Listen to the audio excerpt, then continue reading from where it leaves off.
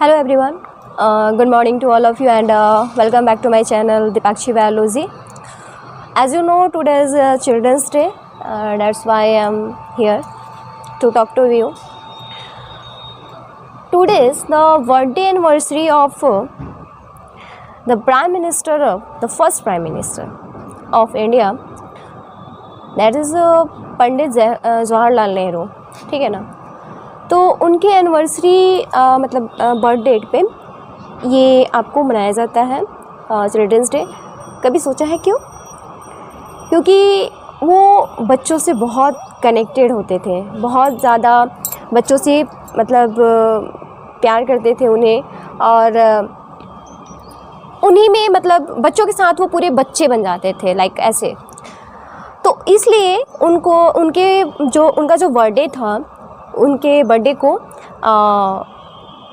Children's day के रूप में मनाया जाता है।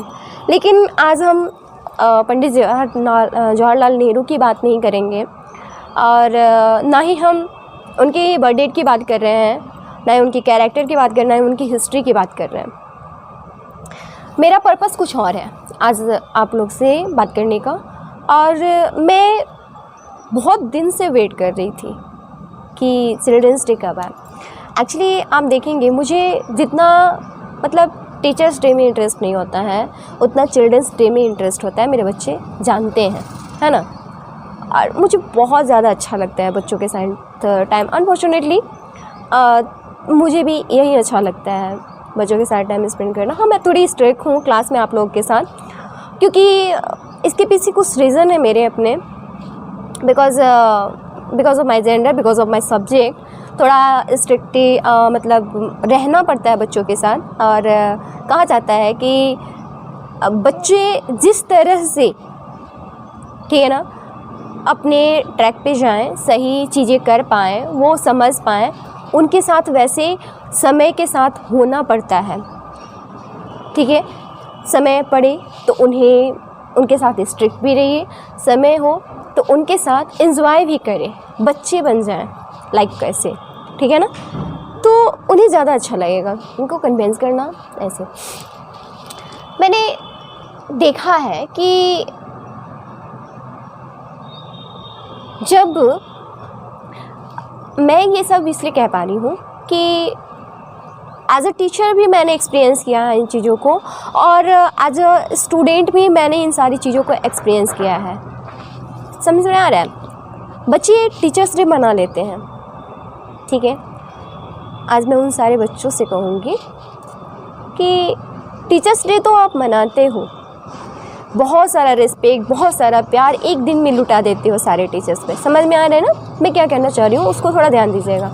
तो होता क्या है कि बच्चे क्या करते हैं कि जब टीचर्स डे आता है काफ़ी एक्साइटेड रहते हैं, क्या करते हैं आज अपने टीचर्स के लिए, उनकी बहुत सारी रिस्पेक्ट करना, उन्हें बहुत ज़्यादा मतलब स्पेशल फील कराना। हाँ, उस दिन वो सारी चीज़ें करना जो उन्हें पसंद है। एक्चुअली टीचर्स ये चाहते ही नहीं हैं कि उन्हें आप स्पेशल फील कराएं, उनका रेस्पेक्ट करें, लाइक ऐसे। जो वो चाहते हैं वो आप तो करते नहीं हैं। क्या फ़ायदा एक दिन के लिए आप लोगों का टीचर्स को इतना स्पेशल फील कराने का, उनके लिए इतना सब कुछ करने का, उनको रिस्पेक्ट देने का, टीचर्स डे मनाने का, है ना। या not at only teachers day, किसी भी डे को मनाने का क्या मतलब है? किसी एक दिन किसी के लिए सब कुछ फील कराना, सब कुछ अच्छा करना, है ना। फिर बाद में वही थॉट फिर से आपकी चलने लगेंगी।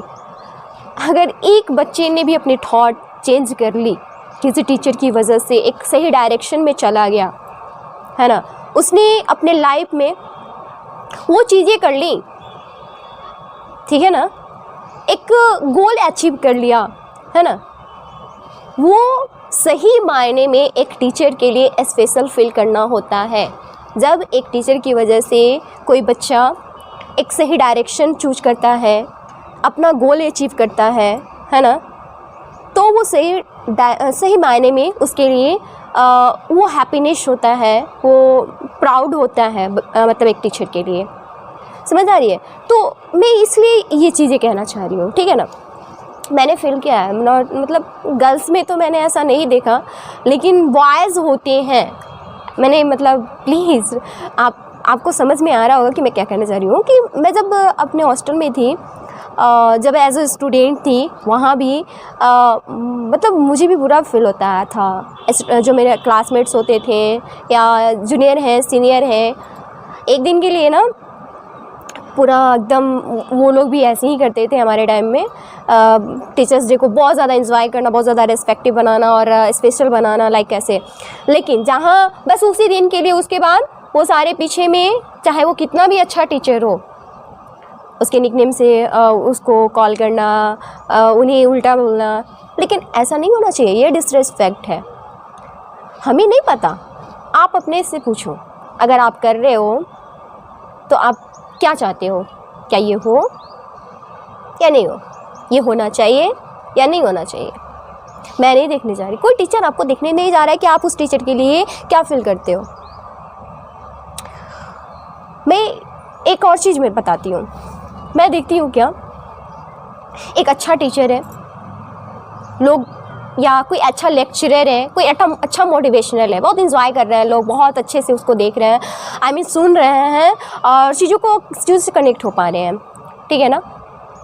और दूसरी तरफ जब स्कूल टाइम में बच्चे होते हैं तो किसी टीचर को मतलब अरे क्या पढ़ाते हैं, कुछ नहीं पढ़ाते हैं ये, एक्चुअली उनका क्लास ही बोरिंग लगता है, क्या चले आते हैं क्लास में, ऐसे वर्ड्स होती हैं, मैंने सुना है। और मतलब बच्चे खुद कभी कभी मेरे से आके कहते थे किसी टीचर के बारे में।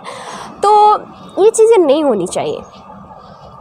मैं तब भी बच्चों को, ये नहीं है, मैं उन टीचर में से कभी नहीं थी कि कभी मेरे से बच्चे आके ऐसा बोलें और मैं उन्हें सपोर्ट करूं, बिल्कुल नहीं। मैं उन्हें डांटती थी उसी समय कि बेवकूफ़ हो, ठीक है नहीं अच्छा पढ़ा रहे हैं, पूरी क्लास में कोई ऐसा टॉपिक तो होगा जो तुम्हें समझ आया होगा, जो तुम्हारे लिए नया होगा, तुमने उसे समझा होगा, समझे होंगे ना।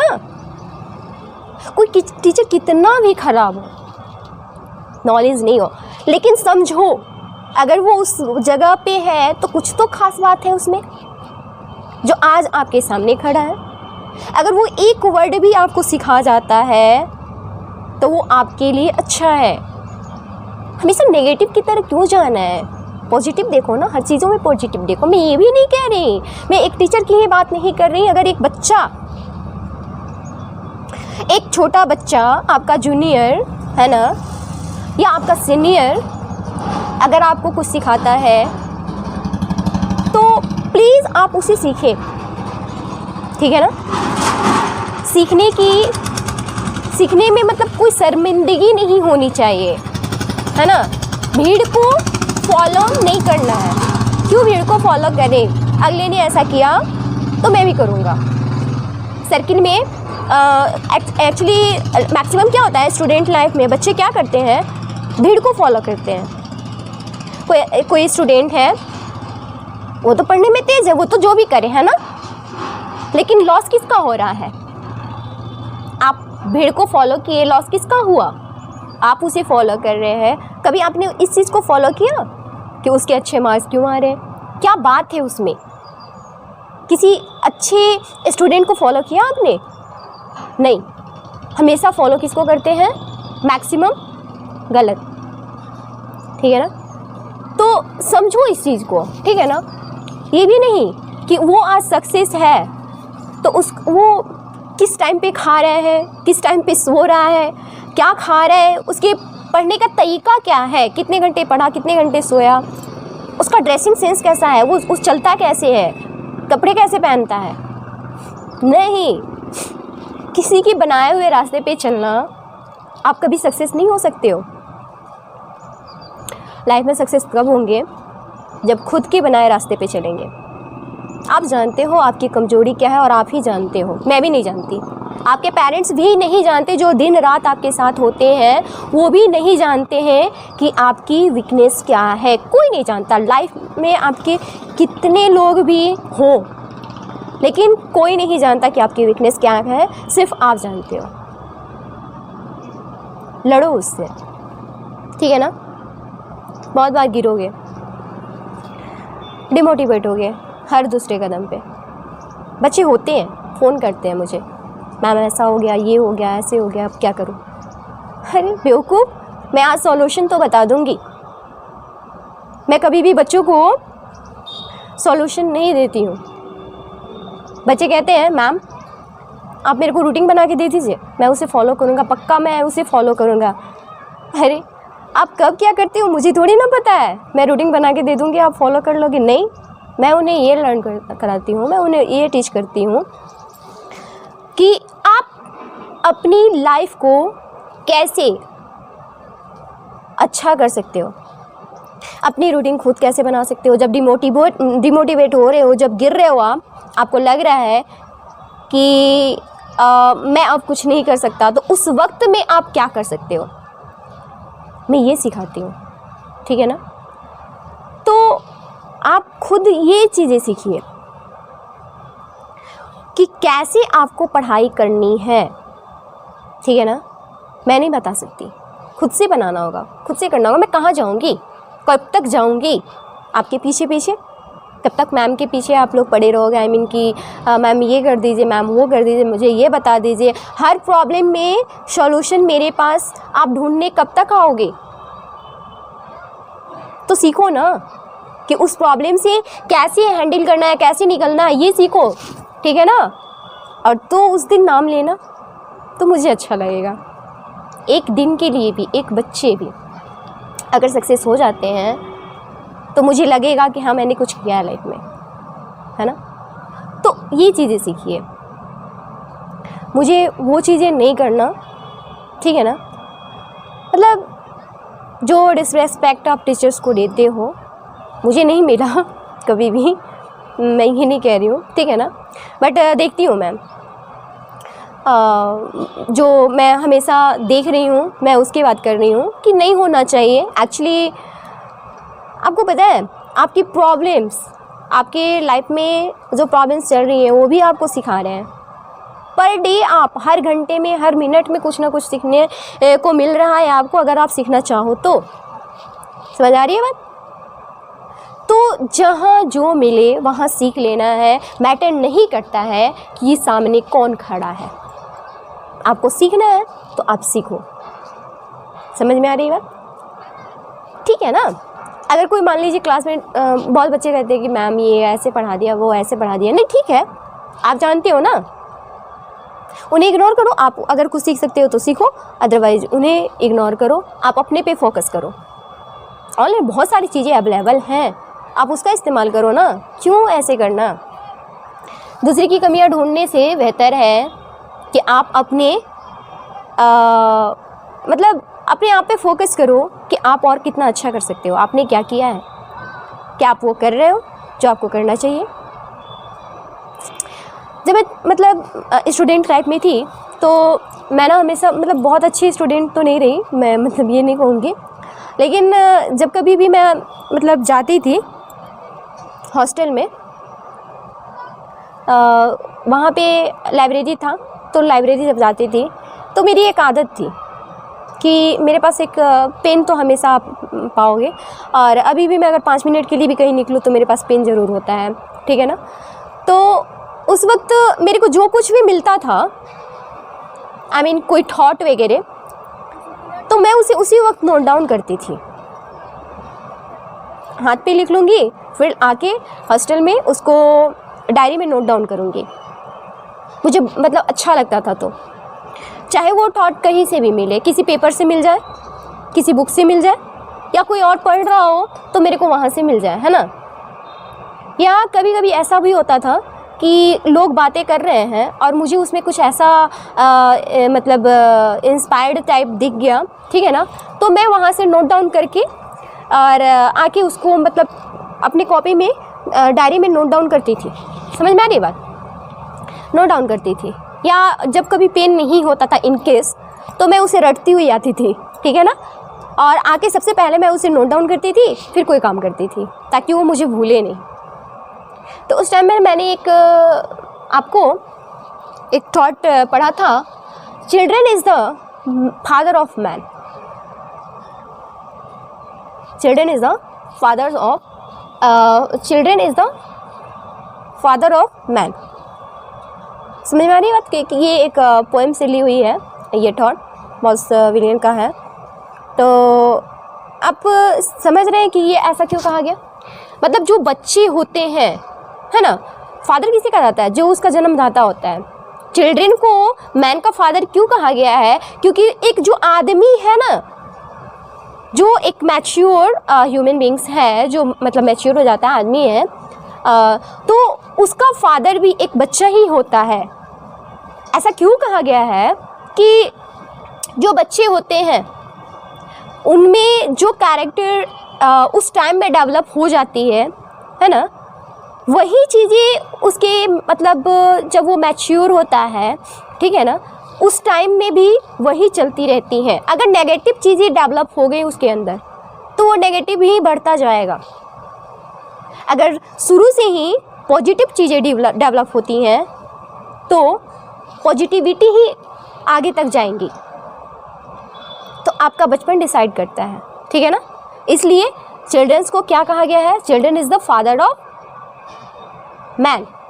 तो आप वही हो, आप बच्चे भी अपना जो मतलब एक एडल्ट मतलब एज है आपका, जो मैन है, ठीक है ना, उसके फादर हो।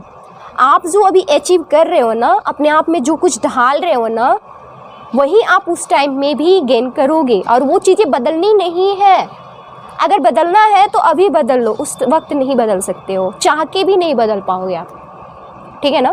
तो चाह के भी आप उस चीज़ को बदल नहीं पाओगे। खुद का ना विल पावर अभी से इतना स्ट्रॉन्ग करिए। मैंने पता है, मैं पर डे 1000 बार डिमोटिवेट होती हूँ, पर हर दूसरे पल ही खुद ही मोटिवेट हो जाती हूँ,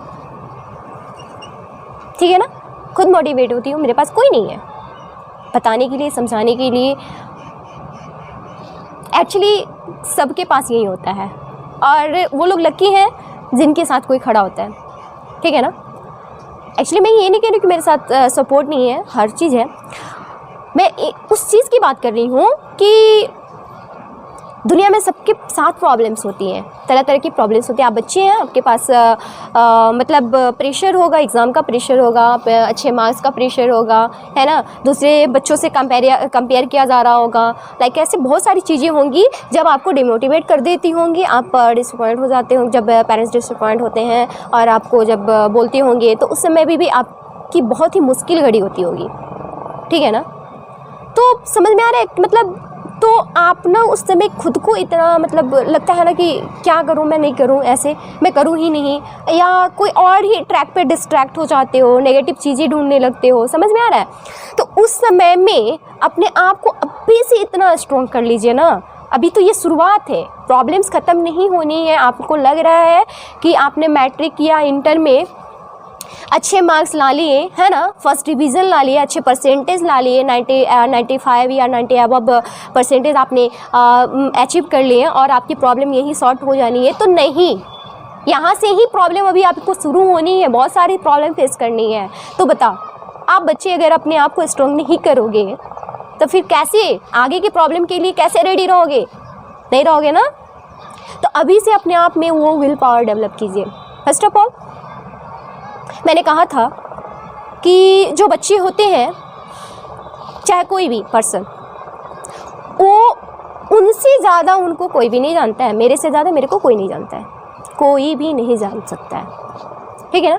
ऑल अबव 80% 85% लोग ऐसे, और मतलब 99% ही समझ लो ना, 90% लोग जानते हैं। 10% वो जो लोग नहीं जानते हैं वो आप जानते हो।